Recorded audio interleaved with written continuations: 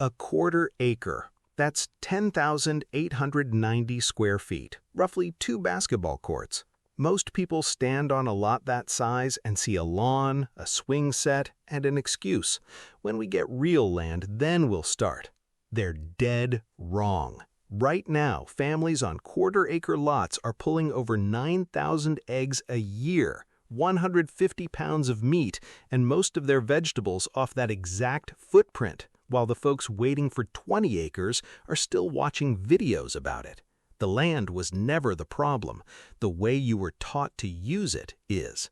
And today I'm going to prove it, square foot by square foot.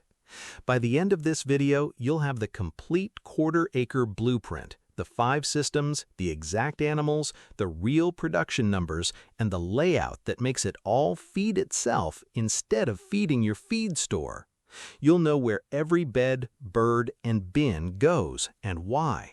And if you stay to the end, I'll show you the one mistake that quietly kills more small homesteads than predators, weather, and weeds combined.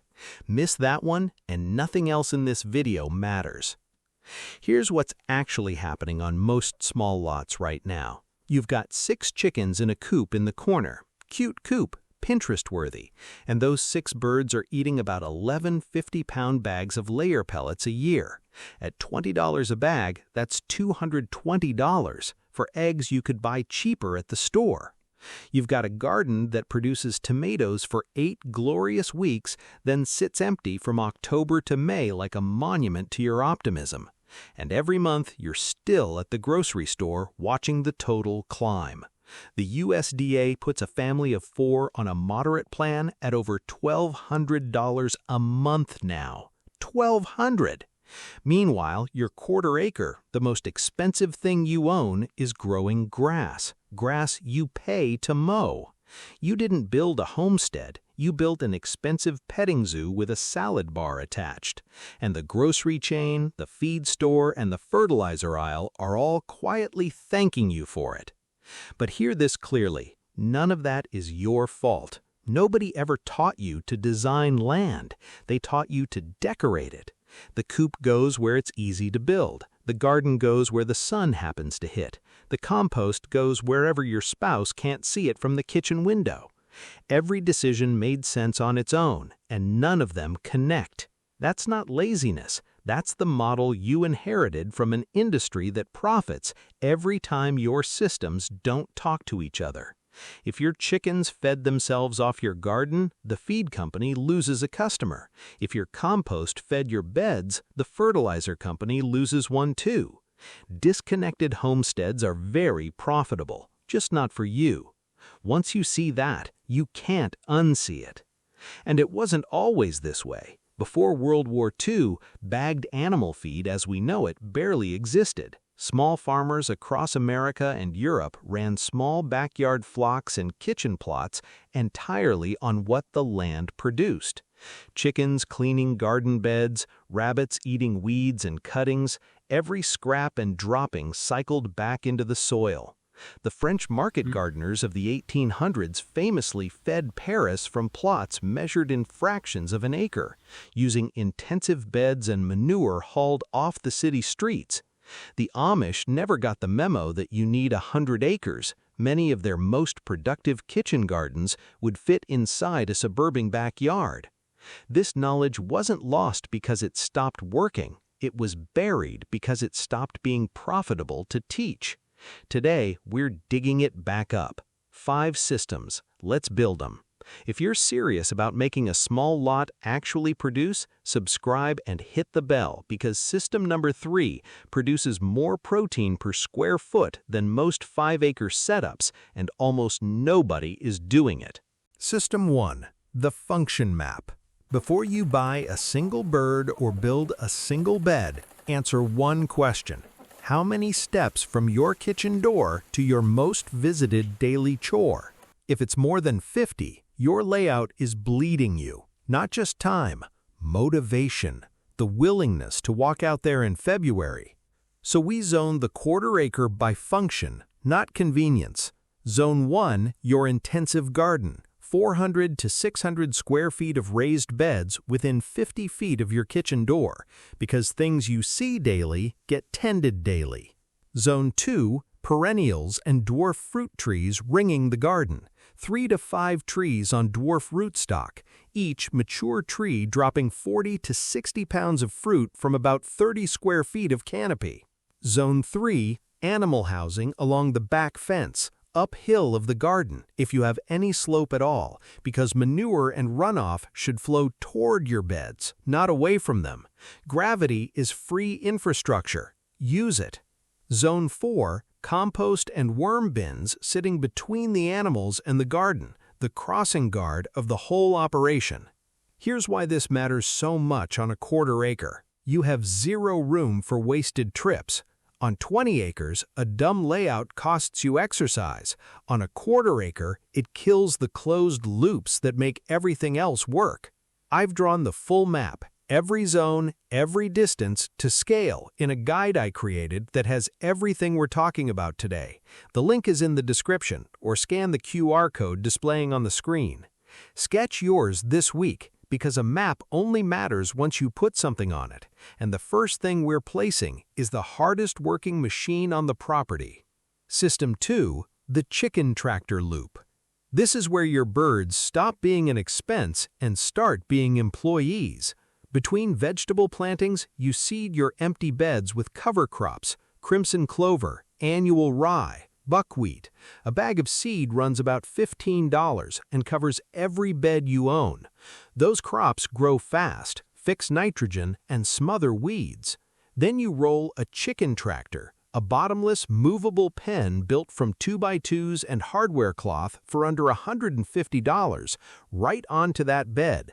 4 to 6 hens go in. For the next 2 to 3 weeks, they do 4 jobs at once.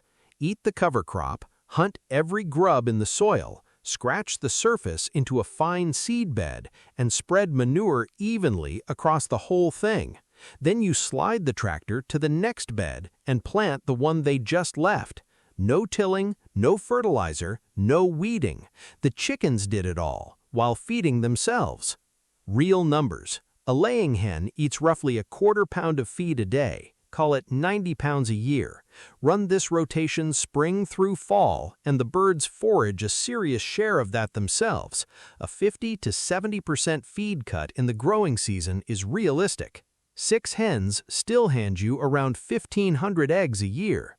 And yes, one of them will scream at you like you owe her money every time breakfast runs 5 minutes late. That's the tax. But the tractor loop has an off-season problem. Winter. Beds freeze, cover crops go dormant, and suddenly your employees want severance, which is exactly why the next system doesn't touch the ground at all. System 3, the vertical protein stack. On a quarter acre, you don't spread out, you stack up. Start with Caternix quail.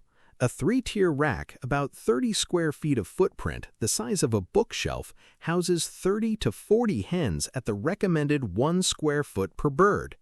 Caternix start laying at 6 to 8 weeks old, not 6 months, 6 weeks. And each hen lays around 280 to 300 eggs a year on roughly half an ounce of feed a day. That one rack produces over 8,000 eggs annually.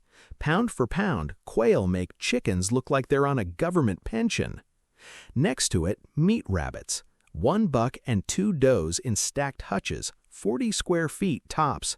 Each doe raises 4 to 5 litters of 6 to 8 kits, and each kit dresses out at 2.5 to 3 pounds by 10 to 12 weeks. That's 120 to 180 pounds of lean meat a year at a feed conversion around 3 to 1, better than any pig or steer you couldn't fit on this lot anyway. And rabbit manure is cold manure. It goes straight onto your beds with no composting. Instant fertility. Add the 6 hens from the tractor, and this back fence line, under 200 square feet, is producing north of 9,000 eggs and a freezer's worth of meat every year. That's the stack. But all these animals eat, and the whole point was firing the feed store. So where does the feed come from? from the ugliest, most ignored space on your property. System 4. The Perennial Feed Border. Walk your fence line right now. What's growing there? Probably weeds, maybe a hose you lost in 2023. That strip of dead space is about to become a decade of free animal feed, and you only plant it once. 3 plants. First, comfrey, specifically the Bocking 14 variety, because it's sterile and stays where you put it instead of annexing the neighborhood. Comfrey sends roots deep enough to mine minerals other plants can't reach, and the leaves come in around 20% by dry weight. One established plant can be cut 4 to 6 times a season, regrows like it's holding a grudge, and keeps producing for 20 years or more. 10 plants along a fence line yield hundreds of pounds of fresh feed a year. Chickens eat it, rabbits demolish it.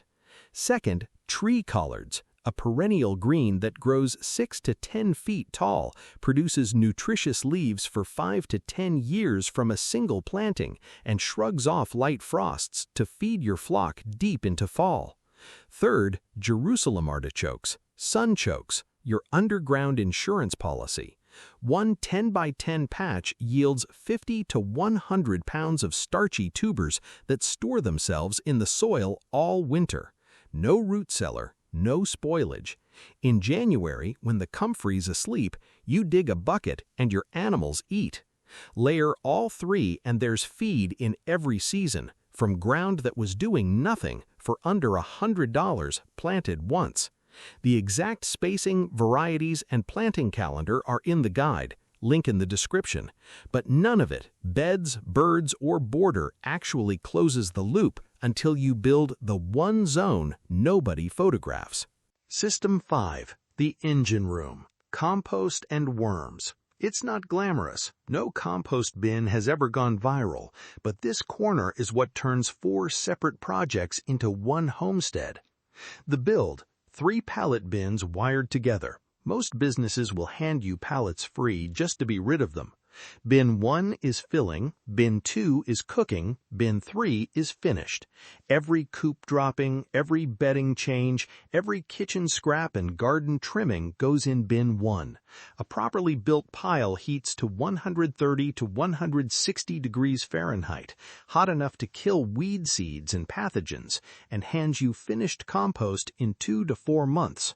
A small flock plus household waste produces well over a cubic yard of the stuff a year. Bagged at the garden center, that's $100 or more. Yours is free, and it's better. Next to the bins, a worm farm, a plastic tote with drainage holes, shredded cardboard, and 1 pound of red wigglers, about $50 all in. Park it under the rabbit hutches because the manure drops straight through the wire and the worms handle the rest. Red wigglers process roughly half their body weight in waste every single day and turn it into castings, the richest, most plant-available fertilizer you can get without a chemistry degree. Now watch the loop close. Compost becomes soil. Soil grows food and cover crops. Those feed your family and your animals. The animals make manure. The manure comes right back here. Nothing leaves the property, nothing gets bought. That's not a collection of projects anymore, that's a system. I'll be honest, I didn't start as a believer. My first year on a small lot, I did everything I just told you not to do. Coop in the far corner because that's where it fit. Garden by the driveway because the soil looked easy. Compost pile behind the shed, which is a polite way of saying I had a garbage pile behind the shed. And I kept receipts, which was a mistake because at the end of that year, they told the truth. Just over $600 on feed, about $180 on fertilizer and amendments, and a garden that produced, by my own generous math, maybe $400 worth of vegetables. I was paying for the privilege of working weekends. The redesign took one off-season. Beds moved to 40 feet from the kitchen door, tractor built, 12 comfrey crowns and a sunchoke patch in the ground, pallet bins and a worm tote by the fence. Total cost around $450, less than I'd spent on feed the year before. 18 months later, the numbers had flipped. feed spending down to about $15 a month, a small grain supplement for deep winter, that's it. Fertilizer, $0 2 years running. Eggs went from some to more than we could eat, and the freezer had rabbit in it for the first time. It wasn't effortless. I lost a bed of seedlings learning to time the tractor, and the quail rack took 3 tries. But the day I realized I hadn't seen the inside of a feed store in 4 months, that's when I became a convert. Let me save you from the mistakes that wreck most quarter-acre plans, including the big one I promised. Mistake 1. Free-ranging. It feels right, it looks like the videos, and on a quarter acre it will destroy everything. Stripped seedlings, cratered beds, a lawn like the surface of the moon. The fix is managed movement. Tractors and rotations give the birds everything free-ranging promises without the crime scene. Mistake 2. Buying every animal in the same season. Chickens, quail, rabbits, and, heaven help you, a goat all at once means learning 4 systems badly instead of 1 system well. The fix, 1 species per season. Master it, connect it, then add the next. Mistake 3. Skipping the engine room because it's boring. No compost system means manure piles up as a problem instead of cycling back as fertility. And by year 2, your beds are tired and you're back in the fertilizer aisle. Build Zone 4 first. Yes, first, before the animals. And mistake 4, the killer, trying to build everything at once. This ends more small homesteads than every predator combined. You watch a video like this, get fired up, and launch 5 systems in 1 weekend. By June, you're exhausted, half of it's unfinished, and you conclude the land was too small. The land was fine. The sequence was wrong.